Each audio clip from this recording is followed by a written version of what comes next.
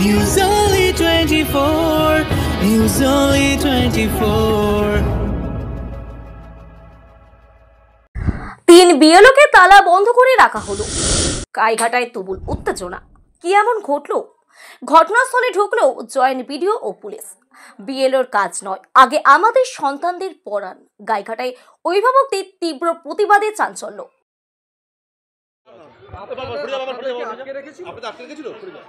গেটে তালা দিয়ে দিয়েছিল, আমাদের গেটে তালা দিয়ে দিয়েছিল, দরজায় তালা দিয়েছিল।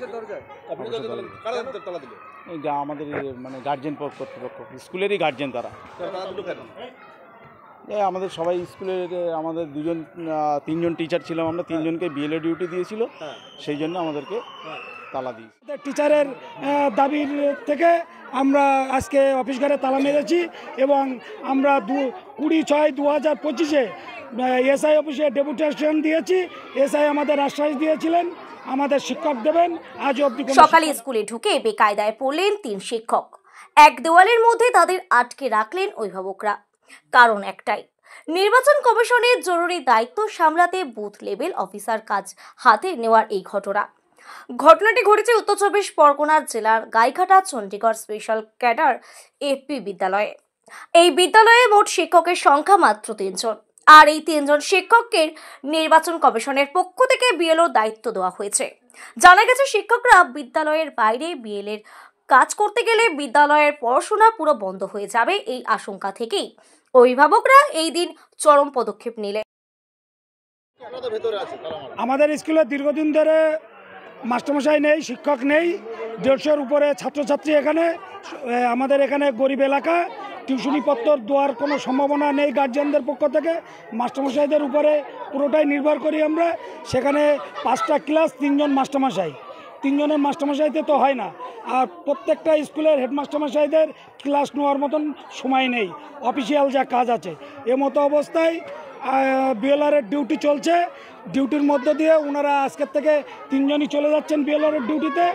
মতো অবস্থায় আমাদের টিচারের দাবির থেকে আমরা আজকে অফিস ঘরে অভিভাবকরা স্কুলের গেটে তালা ঝুলিয়ে স্পষ্ট জানিয়ে দেন, আমাদের সামর্থ্য নেই প্রাইভেটে পড়িয়ে বাচ্চাদের লেখাপড়া শেখাবো, ফলে স্কুলের পড়াশোনার উপরে পুরোটাই নির্ভর করতে হয়। স্কুলে যদি শিক্ষক না থাকে তবে ছেলে মেয়েদের ভবিষ্যৎ কি হবে? স্কুলে দীর্ঘদিন যাবৎ টিচার নেই, 2 জন টিচার আপাতত, 3 জন আছে, একজন অনকলে আছে এবং তারা বিভিন্ন কাজে বিভিন্ন সময় বেরিয়ে যান বিভিন্ন দিকে। স্কুলের পঠন পাঠন নষ্ট হচ্ছে।